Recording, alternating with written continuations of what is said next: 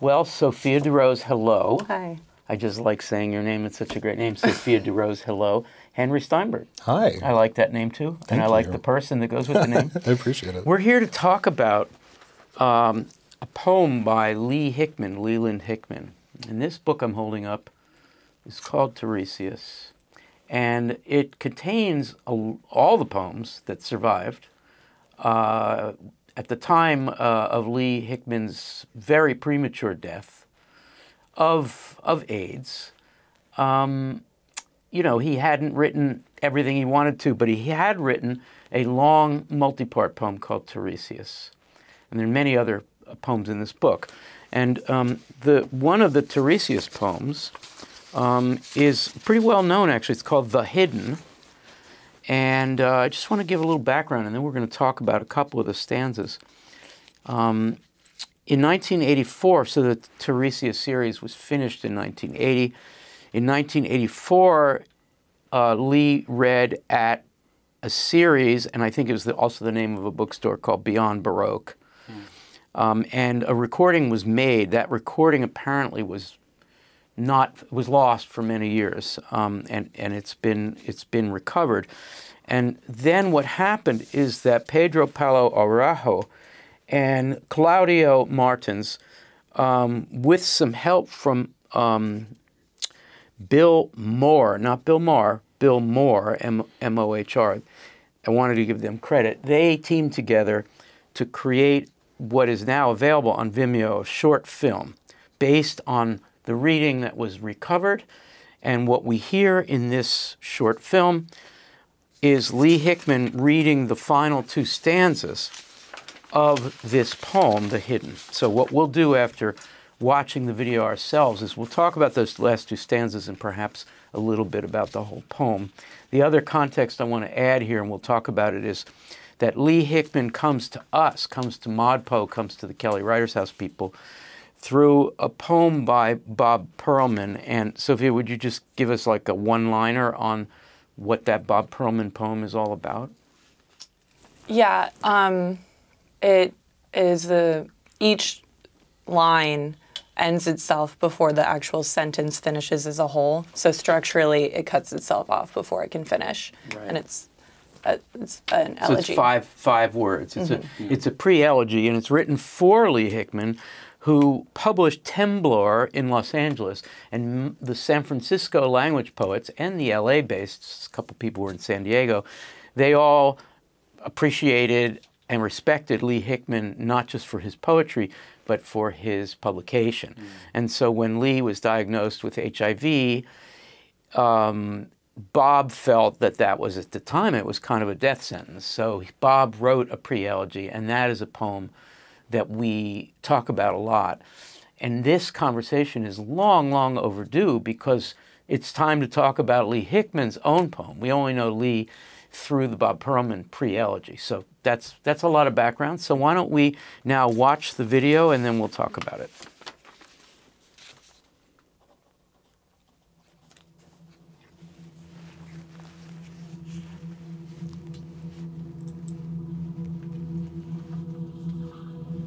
What's that?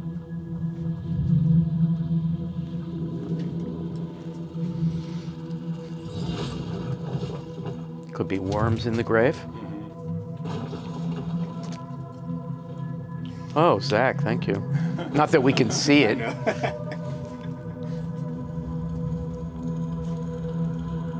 Just kind of turn into the ropes lowering the casket.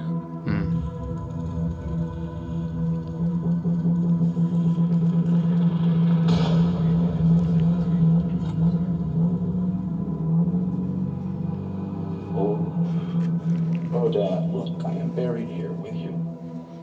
Having grown or not grown as you dreamed me. Got adventure and got us scared. Dad, Dad, my dad. A fugue that I rose like a ladder.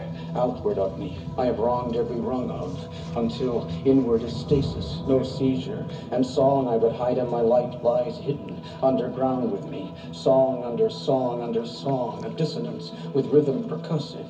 Unflowing. And I can only whisper, song, song, song, how long are we buried here? Oh, In emergence from Dad's space, gentle would I move.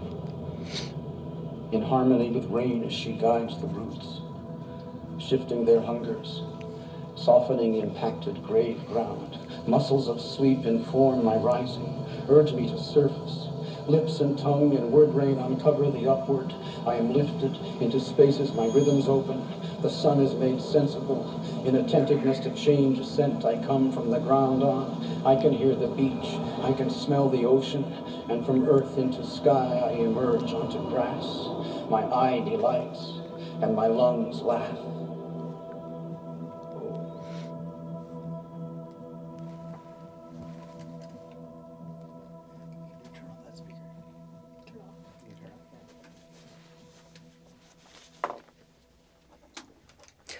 Henry, where do you want to start? I want to start with in emergence from Dad's space, gentle would I move. What is Dad's space? We I were mean, talk- generally, what's Dad's? We're all in Dad's space. You guys in particular. My dad is very much gone, but I had a Dad space for a while. I feel like Dad's space is like the place of being in like expectation, like relation to expectation with your father, whether that is like who you are, who you could be, or who you weren't. Okay. It's like, yeah. And what do you want to say about that?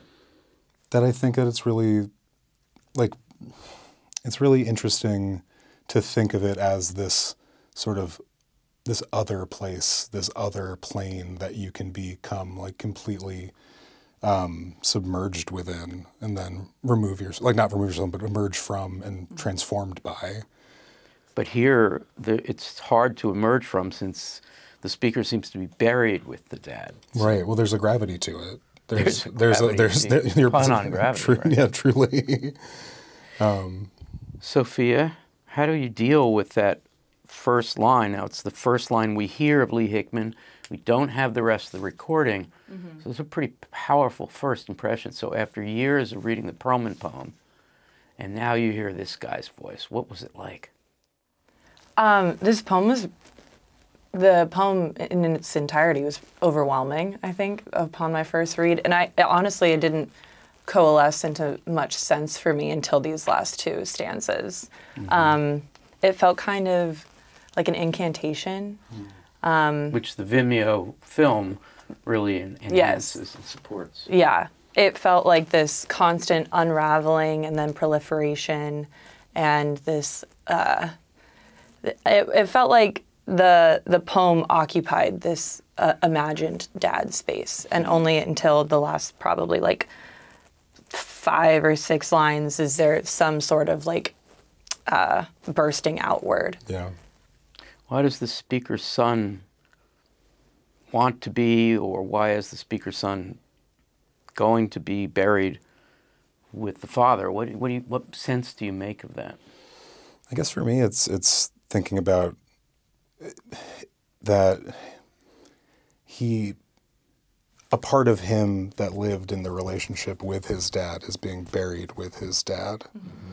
So this is an elegy for his father. Yeah, it seems. It seems. It seems very much like an elegy, both for his father and for his memories of the relationship with his father. Mm-hmm. There's this really complicated move that happens throughout the piece where the dad is figured as this highly abusive, highly charged figure, and honestly also a highly eroticized one.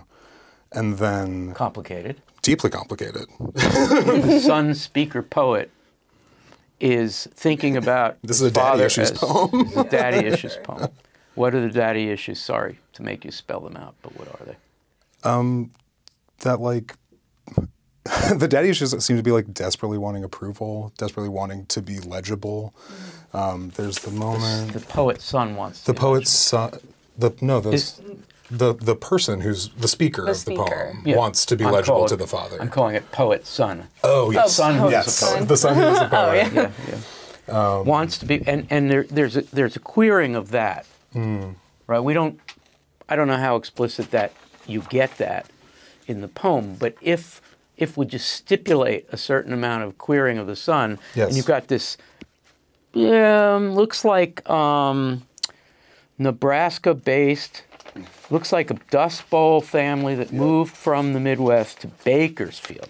And Bakersfield is where you would go if you were on a jalopy coming from the Dust Bowl. Bakersfield is where you ended. I mean, just sorry to be saying this about No, of Bakersfield, course. but you never really got to the ocean in Bakersfield. Yeah. And so you have that. There's a reference to the noon-burned carpenter. There's a lot of working class stuff. Lockheed is mentioned. Lockheed is mentioned. Which, of course, is a big Southern California 1950s, 1960s thing. And then, before we get to the stanza that we're talking about, you have crab-like out of navel, brung, I assume that's a birthing thing, brung unto dad, crab, lice, son, snuck off to your queers again. Yeah. Sounds like dad saying, what the fuck are you doing? Yeah, and with then me?" he pours acid, basically, like delphinium, like sap or something on his balls, right? Like acrid brown larkspur on my balls, disgusted plucks at my armpits, sideburns, eyebrows, ass with mom's voice at the door. And that like sort of spurs this moment of confrontation where the dad's abuse is like no longer tolerated. Mm-hmm. So, Sophia, if we just go with that for a while, that this is a poem of a son who's been abused and who's burying his father, can we just describe the complications that are associated with that? And I mean, it sort of doesn't have to be said, but I think it should be. when someone or someone who was involved in your growing up process dies, their version of you dies with them. Yeah. And that the version of the speaker whom the father knew is buried with the person because it's no longer accessible to the speaker. He doesn't have access to his father anymore. And even if that relationship between the father and the son weren't complicated, that would still happen. But it feels tolerable isn't the right word, but it feels differently painful when you do have a complicated relationship and a hurt one. Yeah, no, that's exactly how I read the piece as well. Like you don't get to necessarily choose how you feel about certain people in your life. Like we have these effects. Ironically, the people often who are closest to you are the ones you don't have a choice Absolutely. about how to feel. Yeah. That's a human problem. And like our affects that like sort of reach out and touch one another, like leave marks on us, right? Like my abusive father may be somebody who also showed me a great deal of love. And I don't know, like I don't know this particular relationship, but I know that there's this conflation between don't know, but like as a queer man, like there's a feeling of like loneliness and isolation and longing for a certain kind of masculinity that then gets transformed into this sort of like quasi-sexual or entirely sexual fixation on that kind of masculinity. And then with the dad, who is this looming figure, this scary figure, like he becomes sort of by the end this pitiful man, this like very sad man who is given some tenderness, in the words of the speaker. I'm going to read the last 4.5 lines and ask each of you to describe how you think the poem ends, tonally or otherwise. The sun is made sensible in attentiveness to change scent. I come from the ground on, I can hear the beach, I can smell the ocean, and from earth into sky I emerge onto grass. My eye delights and my lungs laugh. That seems like maybe, well, first of all, it seems very Whitmanian. Mm-hmm. Yeah. It seems like maybe the hidden has been hidden again, and maybe repression, denial, and forgetting is all that we have, but the sun is rising, and maybe there's life after Yeah, I think it burying the dad. I think it feels a little more complicated than just repression wins. I think there's some of that there, but I also think that there is this like exhortation of life, this like really beautiful, like I am of the earth and I am still here and still alive. That feels like I don't know, a reclamation in a way. Sophia, the second to last stanza is the burial stuff, which in the video is emphasized as a co-burial. But then the next stanza seems to be about what happens when you emerge from dad's space. Is that the right reading? I think so. Yeah. And that's all you're going to say? I mean, I would agree. I feel like there's kind of like this like rebirth, and we were speaking before you came, like this rebirth into a possibility that wasn't necessarily as attainable or desirable in the version of the speaker that existed in a dad space. But with that opportunity, with that chapter closed, there's this new opportunity to laugh and just kind of enjoy. Which is kind of also highlighted by the video and the way that like the body transforms from a body into this sort of like writhing mass of energy, right? It's like those like kind of swirling helixes that like feel like you said like a rebirth into possibility. What about song, song, song? That's the end of the stanza where the burial has taken place, which is difficult and elegiac. But then I can only whisper, song, song, song, how long are we buried here? Song is metapoetic, is referring to his status as a poet, a singer. What do you do with that? Well, it also feels like I mean, we called out Whitman, but it feels like a call out to Whitman, especially. And then also, like, when I first read the poem, I didn't know if these were like, if the O's at the beginning and the end of each stanza were stylistic, just sort of like typographic things, or he reads them as O. Exactly. Yeah. But I think like this is a song. This is a thing that is sung. The poem itself to me made sense once I started reading it aloud. What's the hidden? The hidden. And in the stanza just before the two that we're talking about, he refers to my hidden. Go into my hidden. I think it's all the iterations of yourself that you don't have access to because they're other people's versions of you, right? And you can retell and retell and retell your stories over and over and over again. But unless you have a willing audience that is like succumbing to your version of yourself and your truth, you're not going to get anywhere. And I think the hidden is what... Actually, I'll stop there. Henry, the hidden? Yeah, I mean, I think it feels like the place that sometimes you have to go into to pass in order to like be able to be understood by somebody else. It's like the parts of yourself that the parts of yourself that you mask in order to move through life. So let's close read the burial, where hidden appears again, the word hidden. Inward is stasis, no seizure, and song I would hide in my light lies hidden, underground with me. Song, undersong, undersong, a dissonance. Close read that, please, with respect to this problem of the hidden. We've got hidden songs, too, because song under song under song. It's a song that maybe can't be sung.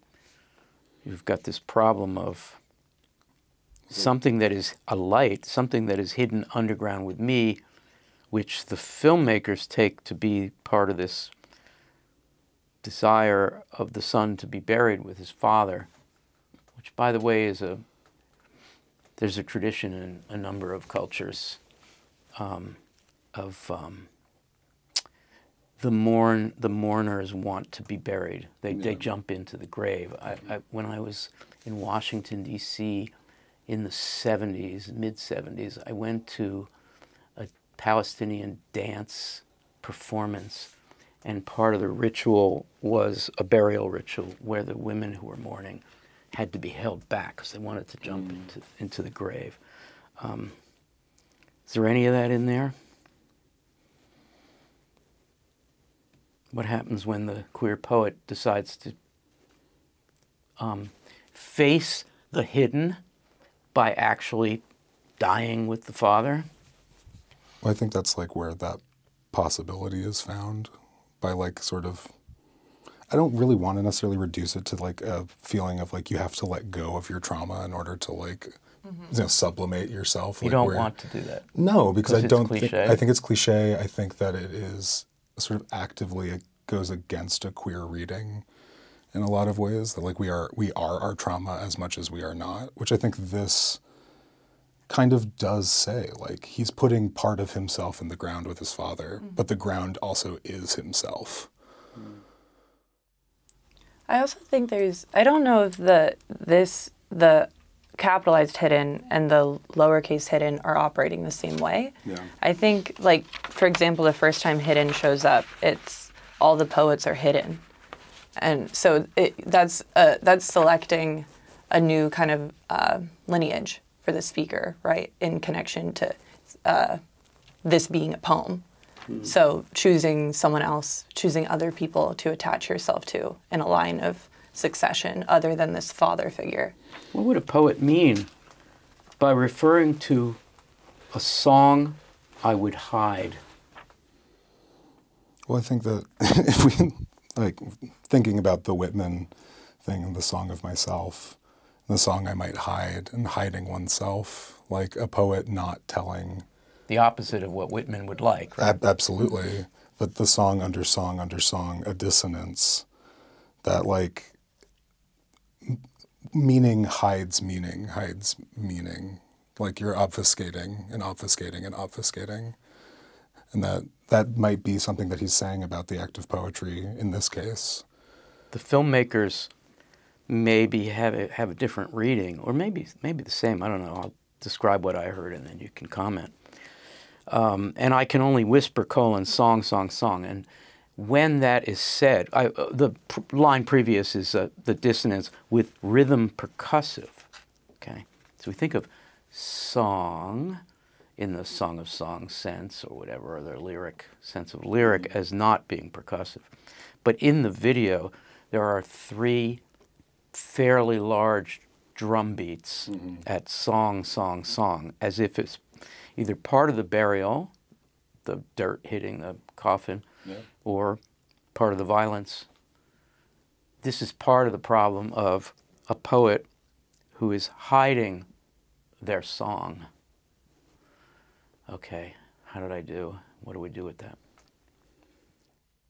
I mean, I think that, yeah, it is part of the problem, is that like the poet sort of historically as someone who like sings the songs of like their people, or like is like a storyteller or history keeper, or otherwise like someone who tells truths like that are like direct or indirect about the world. Like he's talking about something that kind of goes against that like you're saying your song is hidden under song under song.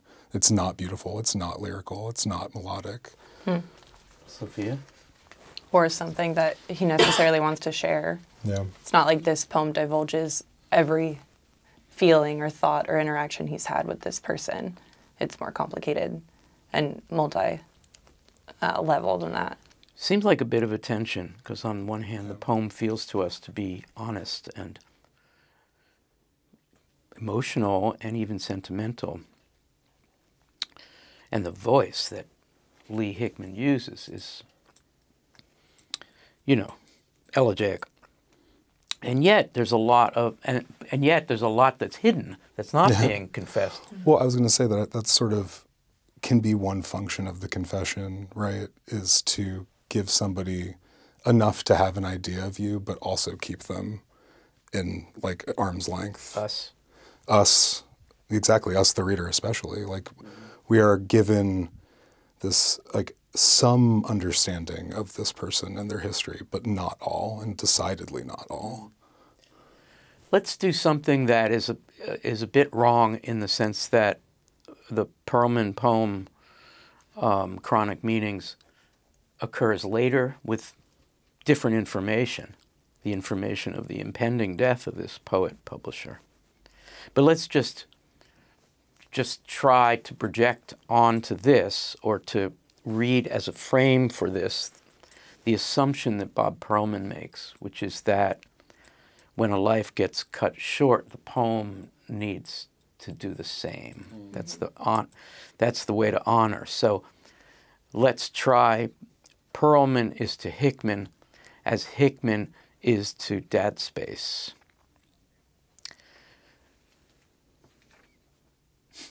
Is that a question? Yeah. I said, let's try. Yeah. I mean, I'll start. I think Hickman has got a completely different strategy. Yeah. Yeah. Hickman has a more complicated relationship in that ratio. Yes. Right? Yes. Hickman is to Dad Space. So the different strategy is Hickman is saying there's a lot that's unconscious, there's a lot that's hidden, there's a lot that's not sung, but I'm going to be as honest as I can be.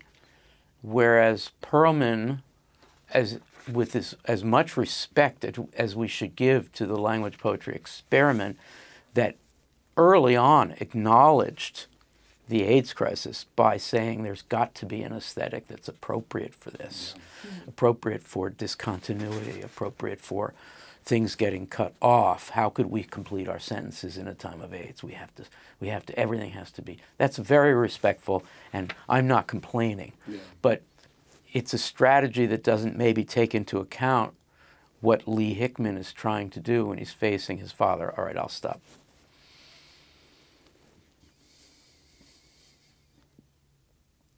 Sophia's giving me a face. It's like, I guess you've said all that you have to say. No, I'm just struggling because it's just a different project. Yeah. Different project, but comparable in the sense that we...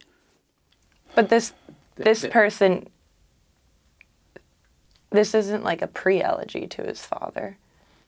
But it could be a pre-elegy to himself. Yeah. If so, yes. We probably have a job to do trying to get that, see if that's actually in there. Or is that just us? It does sound very I think that would just be self-elegiac. It would just be, I think, a biological reading of it. I don't know if I think it would be like... You mean biographical? Biographical reading of it. Yeah, I mean, that's a slip that makes sense in the context. You know, with all those worms here at the beginning of this video, it's definitely a biological decomposition. Is it a biographical decomposition? No, I would argue that... I'm going to turn to Henry on this, but I would argue that it's a life or death matter. Maybe it's because any son or any child who's been abused is probably easily imagining being extinguished. Mm-hmm. Yeah, well, and I also think that, like, in the reading of it as like, not just life or death of any son, but the life or death of any queer person depends on self-knowledge in some way.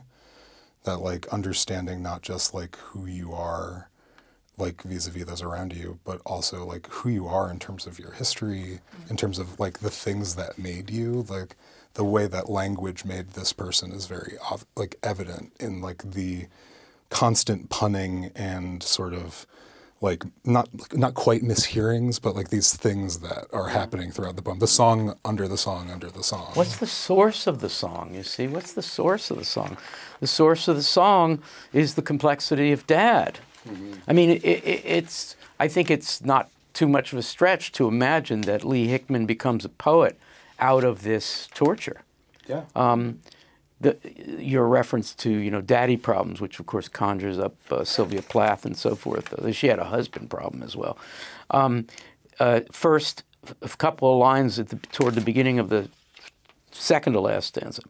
My dad a fugue, so he's a song, okay? My song comes from him. My dad a fugue that I rose like a ladder, outward, outing, outward, getting away from the graves, getting far away from the death, and being outward of me. Yeah. I have wronged every rung of, that's the ladder, until inward is stasis, no seizure and song I would hide. That is amazing poetry. That's absolutely beautiful. Yeah. What do we do with all that? So Dad seems to be the fugue, and a fugue is associated with death. So, well, it's that, like, and also that he rose, which is like this inversion of the relationship between the father and the son. Speaker rises. The speaker rose the father. Right. And out of himself. Didn't we get a rise out of the grave in the video? I don't remember that part. Well, also like getting a rise out of somebody, like evincing anger out of them, like quote unquote, like asking for trouble. Yeah. But I have wronged every rung of. That is self-abnegation, self-blame, victims blaming themselves, etc.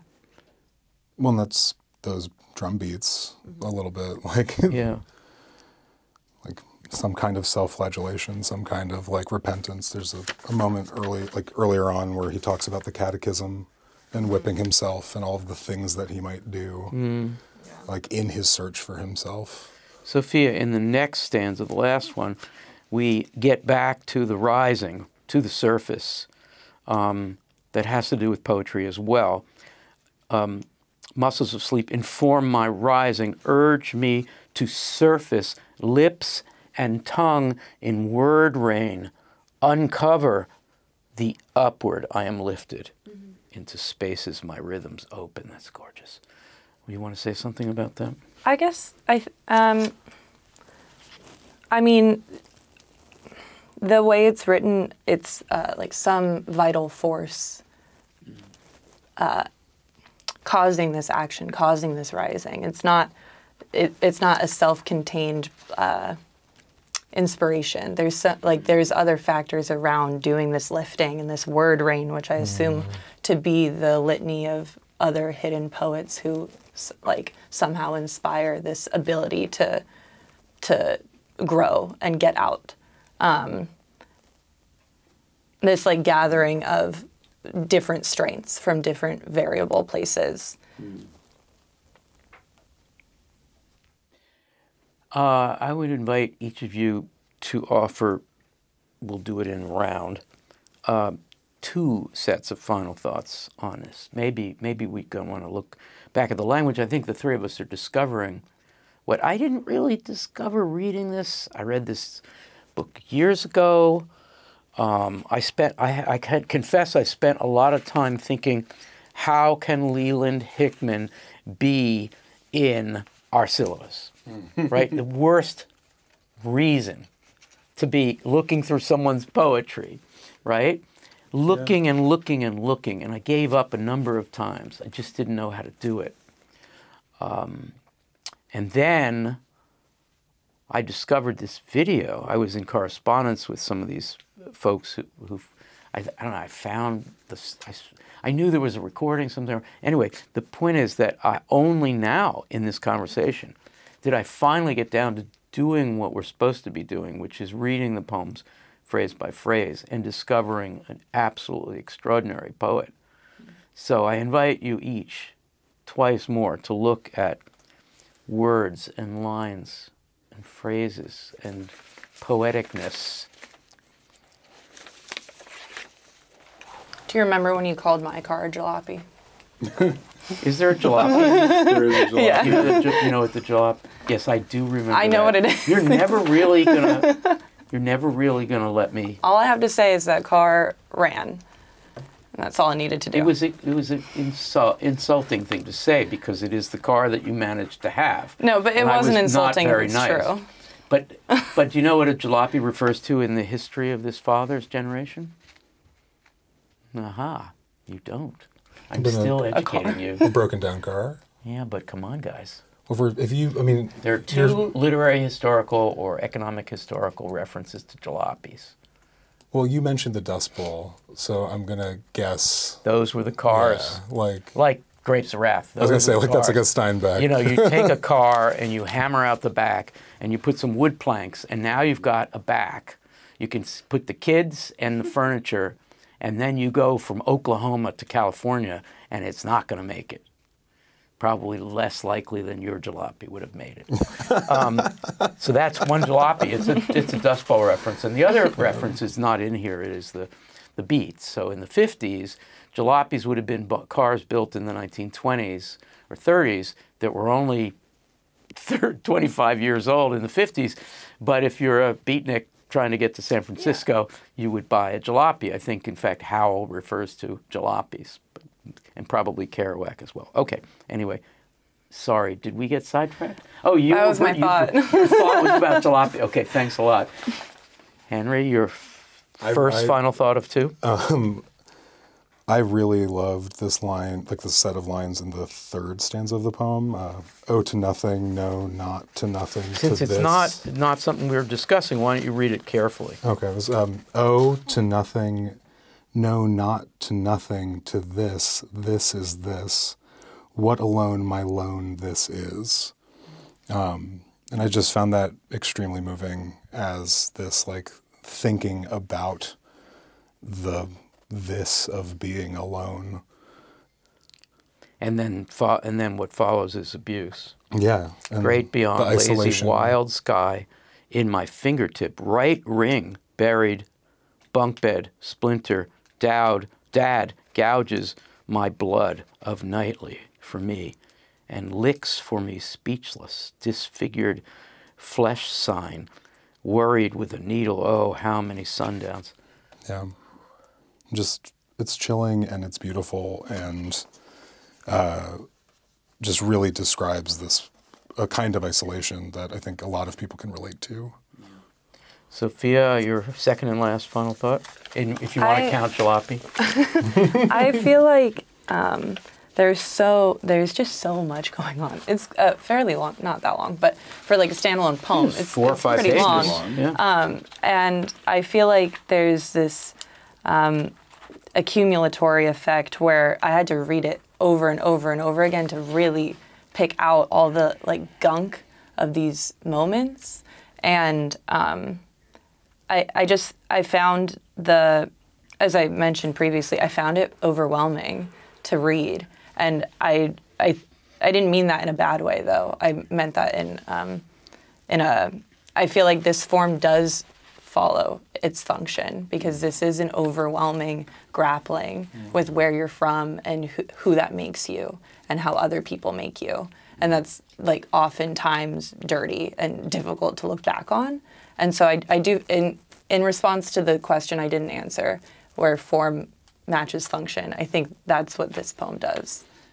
The question you didn't answer was my ratio with the Yeah. Perlman, right? Yeah. So Perlman is to Hickman as Hickman is to Dad Space.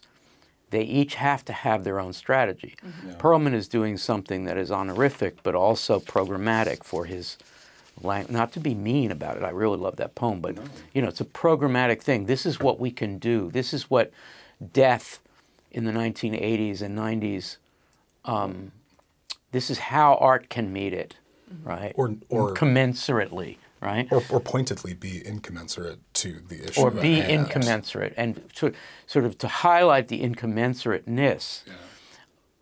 But that's like, Perlman would be free to be able to do that. Whereas Hickman is right in it. This is pre-AIDS, but Hickman is right in the problem. And so a poetic strategy that has to meet that moment is going to be this. Yeah. You get another final thought. I did. I mean, I'm thinking about what Sophia said, and I find it really interesting, like that it's almost, the poem can also be read as the thing that's emerging from Dad Space, because it's this ongoing rush of language with these punctuating deep breaths, these O's that stop you, and then you keep going, and it keeps accumulating and accumulating and accumulating. And then finally, like, from that, the poem and the poet emerge. And that to me also feels very much part of that strategy of writing through. Yes, good. Well, I'll offer a final thought, and then I'm going to hold up the book again because I want anybody who's watching this video to get a copy and read the collected poems of Leland Hickman. Another kind of meta-pedagogical or meta-syllabus reference. If it weren't for the Perlman, this poem would not go into the language section of the syllabus, actually should, because Hickman was very supportive of the language poets, and although it doesn't seem to write like one here, is very connected in terms of his contemporaries, in terms of the support that he provided as an editor and a publisher. I mean, I think he typeset. Yeah, I think he did handset Oh, really? Yeah, that's her thing. And in fact, That if I'm honestly not makes mistaken, sense. it does. If Given I'm a not- lot of the decisions in this. like the O, yeah. Well, the O, and then also the contractions that we didn't talk about. Yes. But I also want to say, and I think I feel 99% correct about this. I should have checked my fact before coming on and saying this. But I believe Bob Perlman has told me that Lee set chronic meanings himself. That's really powerful. What do you do with that?